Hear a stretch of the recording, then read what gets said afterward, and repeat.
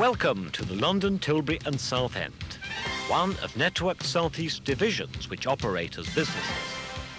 Under Organising for Quality, we're responsible for our own planning, budgets and marketing. Our director is Ken Bird. We run 2,000 trains a week over 70 route miles of track. We're essentially a commuter railway, carrying phenomenal amounts of people, and the numbers are growing daily. During peak periods, Fenchurch Street Station, set in the heart of the city, handles 35,000 arrivals. That's more than Gatwick Airport on an average day.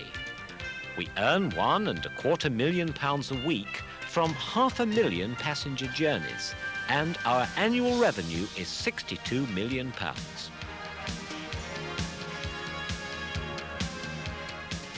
We cover the dense suburbs of East London and South East Essex, the most rapidly developing areas in Britain. We have 1,500 staff and 25 stations. Our main line runs from Fenchurch Street through Upminster to Southend and Shoebury-Ness. A loop diverges from Barking through Grays and Tilbury, rejoining the main line at Pitsea, and the system is completed by the branch from Upminster to Grays.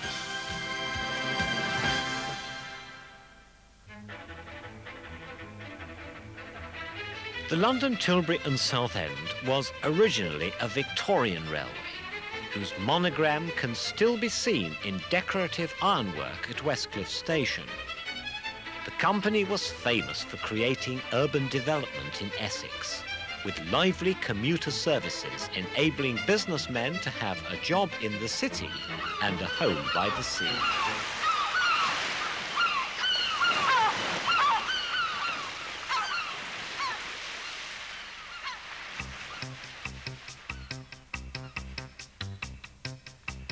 Looking at our railway in more detail, the departure from Fenchurch Street gives excellent views of the city, before running alongside the driverless trains of the Docklands Light Railway, with extensive views towards the huge development at Canary Wharf.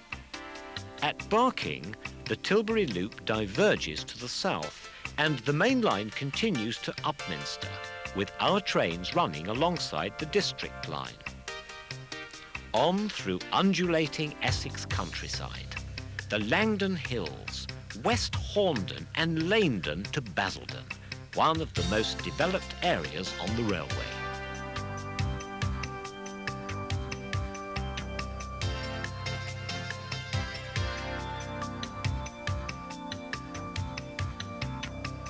We take an elevated route across the marshes, with views of the fens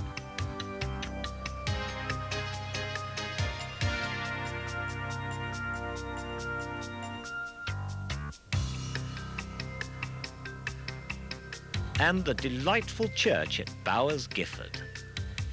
At Benfleet Creek, we see boats drawn up on the mudflats leading to Canvey Island. We pass the majestic ruin of Hadley Castle, looking as it did in Constable's masterpiece Lee-on-Sea. The line gives marvellous views of vessels bound for Tilbury docks, before passing the seaside houses of Southend with their elaborate balconies. We've always been the Londoner's line to the sea, and leisure travel remains an important part of the business.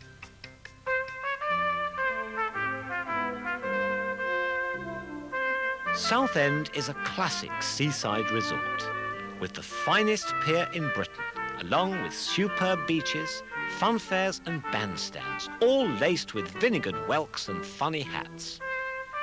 It's the country's fourth largest day trip destination, offering many delights to the thousands who throng its promenades, and the combination of the one-day travel card and good sunny weather brings out the holidaymakers in vast numbers, especially during school vacations. In contrast, Shoebury-Ness is noted for exotic views of the sea and military firing ranges.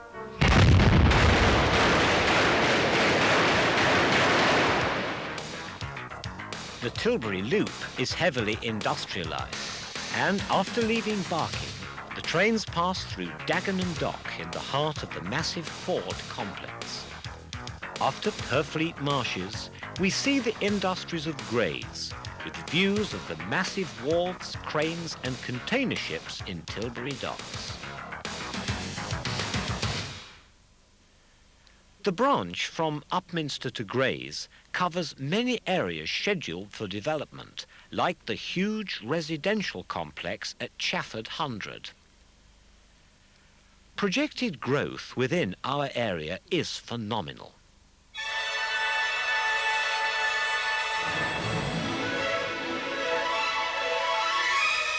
All routes have underdeveloped land like Raynham Marshes, where the Music Corporation of America intend to build film and TV studios, along with hotels and a theme park.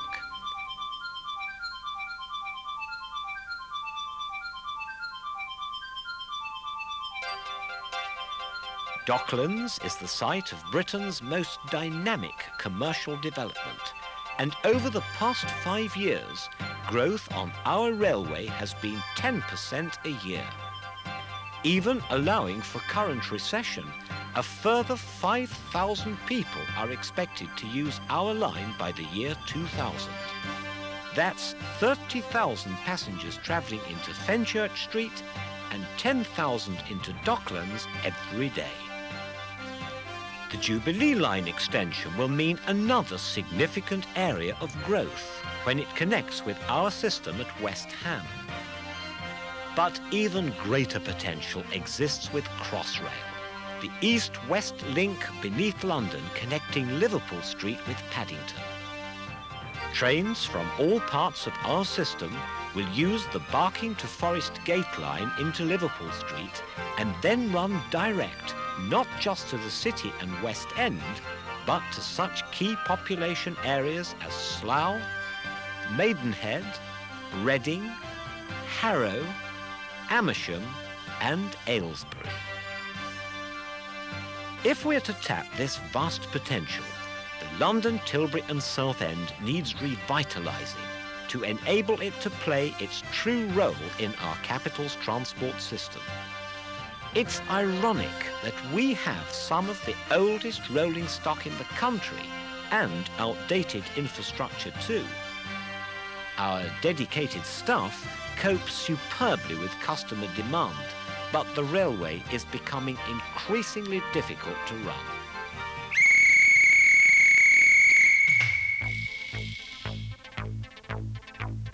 The sheer limit of Fenchurch Street's 4 platforms is a result of no real investment being made since the early 1960s, when the system was electrified. Our signalling, though safe, is life expired, and running 23 trains an hour over the 2-track section to Barking in the peak period is no easy task. There are also severe problems between Pitsea and Southend, where 7 stations occur in 13 miles. Even in the off-peak, with only 6 trains an hour running in each direction, a skip-stop service has to be adopted. During peak hours, we run many 12-car trains along the main line, but platform lengths on the Tilbury Loop are limited to 8 cars. Our stock consists of 4-car units, 30 Class 302s and 33 Class 308s, all bought in the late 50s to replace Stanier's 3-cylinder 264 tanks. More recently, 38 Class 310s have been introduced as the mainstay for the off-peak service. The average age of these trains is 30 years, and although they've been refurbished in Network Blue Blaze and equipped with PA systems, they're outdated and restricted to 75 miles an hour.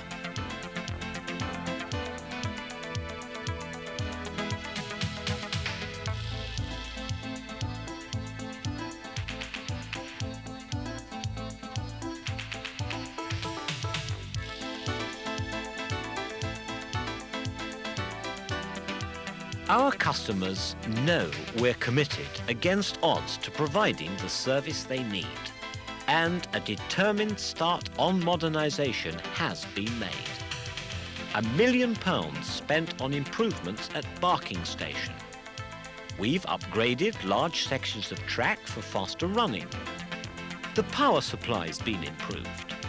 New customer information systems are being tested, and we've installed a new automatic train washing plant at Tilbury-ness.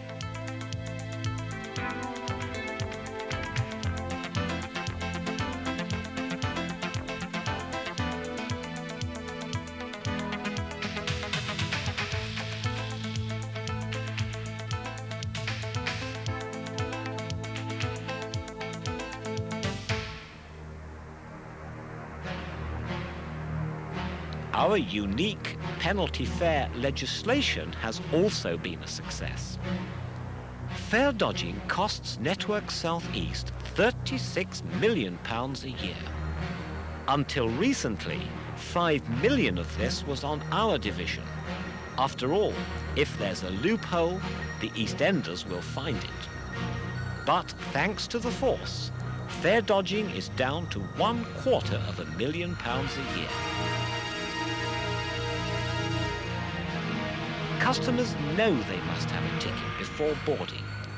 Easy change ticket machines facilitate this, and the force, 60 strong, carry out spot checks on trains and issue penalty fares.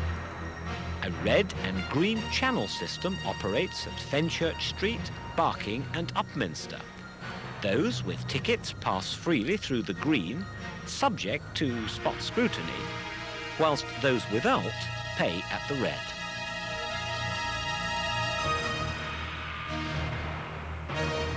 But despite these achievements, the London, Tilbury and Southend, one of the most important communication links in the South East, has been reduced to Cinderella status.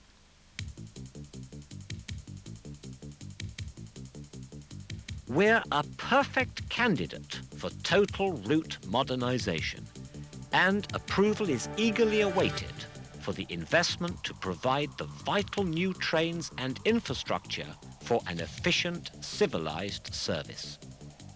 So here are the parts of our railway which need to be transformed under a programme of total route modernisation scheduled for 1994.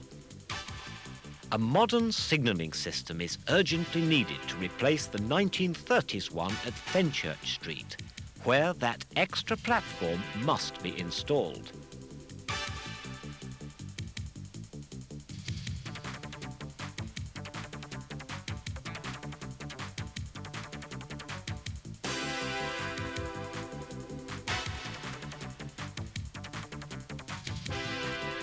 With that extra platform, 32 trains could run each way every hour during the peak period. If we adopt a moving block signalling scheme, 40 trains an hour could operate. The new system will involve cab signalling and include automatic train protection and automatic route setting. Depot facilities at East Ham and Tilbury-ness will need upgrading. Platforms on the Tilbury loop must be lengthened for 12-car trains. The Upminster to Grays branch will have to be doubled to cover Chafford 100 and other projected developments, whilst a new station at Canvey Way will be essential for massive developments there. New platforms at West Ham must be built for heavy passenger flows from the Jubilee line, along with improvements at Limehouse, where we interface with the busy Docklands system. For new trains, our destiny is linked with Crossrail's revolutionary aluminium-bodied 100-mile-an-hour Class 341 super trains. Although Crossrail is not scheduled to open until 1999, we plan to operate the 341s from 1995, ready for fully integrated working through the tunnel, to provide those visionary direct services linking Essex with the densely populated areas of Berkshire and Buckinghamshire, and all via the City and West End. These new trains will enable us to dispense with our older units.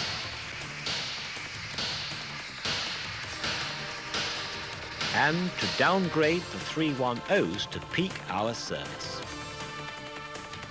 The £300 million investment needed to unlock our potential and provide those vital services for tomorrow is essential if we're to cope with the industrial, commercial, residential, and leisure demands of the new century. The sum is modest in terms of the vast benefits to this burgeoning area of Britain, as the link between economic growth and more cars, more pollution, and more road building has to be broken in the interests of the entire nation.